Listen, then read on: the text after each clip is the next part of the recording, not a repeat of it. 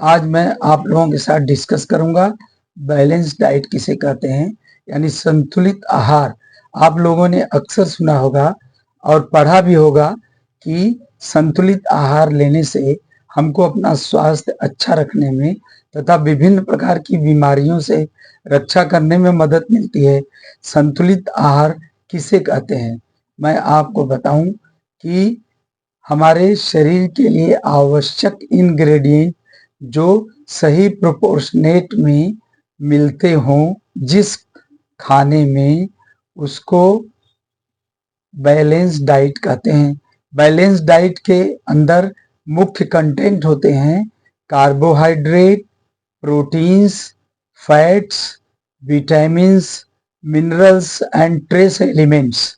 अगर इतने चीजें आपके खाने में पाई जाती हैं तो आप यूं समझिए कि आप बैलेंस डाइट ले रहे हैं। अब आपको ये मालूम होना चाहिए कि जब आप खाते हैं तो क्यों खाते हैं, आपके दिमाग में प्रश्न उठना चाहिए। ये नहीं कि जो मिला वही खा लिए, तो आपके स्वास्थ्य को कैसे उसका उचित लाभ मिलेगा। दोस्तों, अब आपको बताऊं कि बैलेंस डाइट में कार्बोहाइड्रेट का जो कंटेंट होता है वो 45% से लेके 65% तक लेना चाहिए।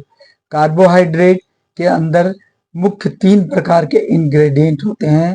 पहला शुगर, दूसरा स्टार्च और तीसरा फाइबर्स।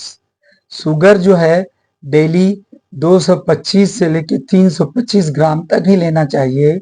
ज्यादा शुगर लेने से आपको नुकसान हो सकता है, जैसे डायबिटीज हो सकती है, आपका वजन बढ़ सकता है और साथ में ओबेसिटी हो सकती है और आपके दांत का इनेमल खराब हो सकता है।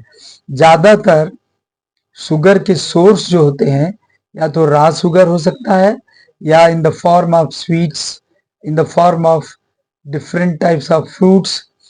और स्टार्च के कंटेंट की जहां तक बात है, इसके लिए सबसे अच्छा एग्जाम्पल है पोटैटो। और तीसरा नंबर पर आता है फाइबर। अगर कार्बोहाइड्रेट में अगर फाइबर की मात्रा ज्यादा लें तो हमारे स्वास्थ्य के लिए ये ज्यादा बेनिफिशियल हो सकता है। क्यों? क्योंकि यह शुगर के एब्जॉर्प्शन को स्टमक से स्लो कर देता है और हमारा शुगर बढ़ने से रुक जाता है। अब नंबर आता है प्रोटीन का। फ्रेंड्स, मैं आपको बता दूं, प्रोटीन का बहुत ही अहम रोल होता है। प्रोटीन हमारे शरीर के अंदर जो टीयर एंड वियर होता है उसके रिपेयरिंग में काम आता है, पहला। और दूसरा, इम्यूनिटी डेवलप करने में भी काम आता है। जो प्रोटीन होता है वो डिफरेंट टाइप्स के अमीनो एसिड से मिलकर बना होता है और इसके 2 मुख्य सोर्स होते हैं। पहला होता है एनिमल्स और दूसरा होता है प्लांट। एनिमल्स से जो हमें प्रोटीन मिलता है जैसे मिल्क, मीट, मछली, अंडा, चिकन, फिश वगैरह, उसको हम लोग कभी कभी फर्स्ट क्लास प्रोटीन भी कहते हैं क्योंकि उसकी न्यूट्रिएंट वैल्यू बहुत अच्छी होती है। और दूसरा जो ओरिजिन होता है प्लांट का, जैसे डिफरेंट टाइप्स के बीन्स और राजमा वगैरह, और जो लेगुम्स, पल्सेस, अरहर की दाल, इसके बाद जो है ये मसूर की दाल एटसेट्रा, चने की दाल और इस तरह की अन्य दालें, और साथ में सोयाबीन वगैरह, इसके अंदर मशरूम्स, इसमें भी प्रोटीन पाया जाता है। अब प्रोटीन का होना हमारे शरीर के अंदर बहुत ही जरूरी है, तो हमारे शरीर की इम्यूनिटी मेंटेन हो सकती है और स्ट्रक्चर ऑफ स्किन वगैरह अच्छी हो सकती है।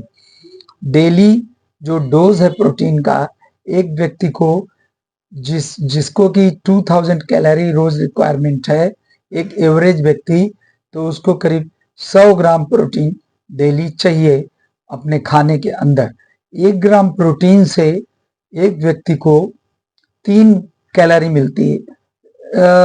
100 ग्राम से 300 कैलोरी मिलती है, यानी 1 ग्राम से 3 कैलोरी ऊर्जा प्राप्त होती है। उसी तरह कार्बोहाइड्रेट से भी 1 ग्राम से 3 कैलोरी ऊर्जा प्राप्त होती है। इसके बाद नंबर आता है फैट का। फैट्स भी हमारे शरीर के लिए बहुत ज़रूरी है। 1 ग्राम फैट से हमको 9 ग्राम कैलोरी मिलती है, यानी 9 कैलोरी ऊर्जा प्राप्त होती है। फ्रेंड्स, हमको जो ये जो खाने का कंटेंट है फैट का, वो 20% से लेके 35% तक फैट होना चाहिए। और फैट का ओरिजिन जो है गुड सोर्स होना चाहिए, और इसका जो इसमें जो है ट्रांस फैट का इस्तेमाल नहीं करना चाहिए। जो गुड सोर्स ऑफ फैट है, जैसे सीड्स है, नट्स है, आवाकाडोज है, इसके बाद ओलिव ऑयल्स है, these are good source of fat. अगर ट्रांस फैट आप ज़्यादा यूज करेंगे, जैसे प्रोसेस्ड फूड में या रोस्टेड ये मीट में या रोस्टेड चिकन में, तो जब हम तेल को गर्म करते हैं तो that is converted into trans fat, और वह हार्मफुल कोलेस्ट्रॉल को बढ़ाता है, जिससे हमारे अंदर हार्ट की डिजीज होने की संभावना बढ़ जाती है। इसके बाद आता है नंबर विटामिन्स का। विटामिन्स जो है वह जो कॉमन विटामिन्स हैं वो vitamin A, vitamin C, vitamin D, vitamin E और बी कॉम्प्लेक्स विटामिन्स, इतनी तरह का विटामिन भी हमारे खाने के अंदर होना चाहिए।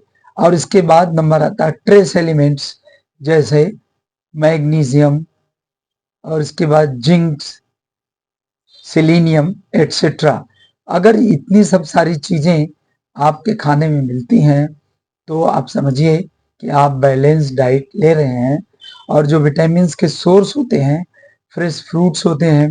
विटामिन ए जो है उसका दूसरा नाम रेटिनॉल भी होता है, वह कलर्ड फूड्स में, कलर्ड फ्रूट्स वगैरह में पाए जाते हैं, जैसे कैरेट हो गया, बीट हो गया, या स्वीट पोटैटो हो गया रेड कलर का, और इस तरह के चीज़ों में पाया जाता है।